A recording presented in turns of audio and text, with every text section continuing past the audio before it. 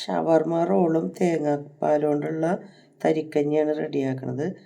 കുബൂസ് എടുത്ത് വെച്ചിട്ടുണ്ട്, പിന്നെ ചിക്കൻ ഫ്രൈ ചെയ്ത് വെച്ചിട്ടുണ്ട്, ഒരു ചെറിയ സവാള ചെറുതാക്കി അരിഞ്ഞ് വെച്ചിട്ടുണ്ട്, കുറച്ച് മല്ലിയില അരിഞ്ഞ് വെച്ചിട്ടുണ്ട്, പിന്നെ തക്കാളീൻ്റെ അരിയൊക്കെ കളഞ്ഞിട്ട് അതും അരിഞ്ഞ് വെച്ചിട്ടുണ്ട്, കുക്കമ്പർ അരിഞ്ഞ് വെച്ചിട്ടുണ്ട്, പിന്നെ മയോണൈസും റെഡിയാക്കി എടുത്തിട്ടുണ്ട്. ഇതെല്ലാം കൂടി ഒരു പാത്രത്തിലേക്ക് ഇട്ടിട്ട് ഒന്ന് മിക്സ് ചെയ്തെടുക്കാം കേട്ടോ. മയോണൈസും കൂടി ഇട്ടിട്ട് മിക്സ് ചെയ്തെടുക്കണം. എന്നിട്ട് അത് കുബൂസ് ഒരെണ്ണം എടുത്തിട്ട് കുബൂസിലേക്ക് മയോണൈസ് ആദ്യം തേച്ച് കൊടുക്കണം. എന്നിട്ട് നമ്മൾ റെഡിയാക്കി വെച്ചേക്കുന്ന ഫില്ലിങ് ഉണ്ടല്ലോ, അത് അതിൻ്റെ ഉള്ളിലിട്ട് കൊടുക്കണം.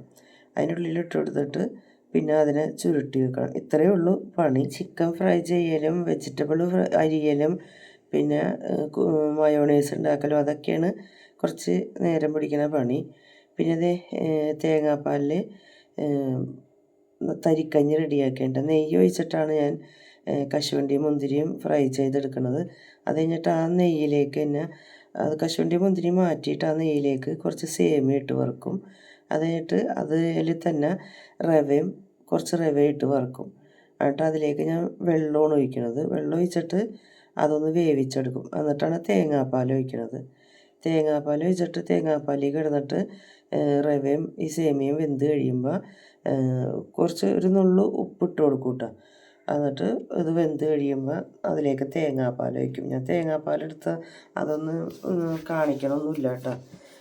പിന്നെ തേങ്ങാപ്പാൽ ഒഴിച്ചിട്ട് അതിൽ കിടന്ന് വെന്ത് കഴിയുമ്പോൾ നമ്മൾ പഞ്ചസാര ഇട്ട് കൊടുക്കും. പഞ്ചസാര ഇട്ട് കൊടുത്ത് പാകത്തിന് പഞ്ചസാര ഇട്ട് കൊടുക്കണം. പഞ്ചസാര ഇട്ട് കൊടുത്ത് നല്ലോണം മിക്സ് ആയി കഴിയുമ്പോൾ കുറച്ച് ഏലക്കപ്പൊടി ഇട്ട് കൊടുക്കണം. പിന്നെ നമ്മൾ താളിപ്പ് നേരത്തെ മാറ്റി വെച്ചില്ലേ, അത് ഇട്ട് കൊടുക്കണം. അങ്ങനെ തേങ്ങാപ്പാല തരിക്കഞ്ഞിയും റെഡി ആയിട്ടുണ്ട്.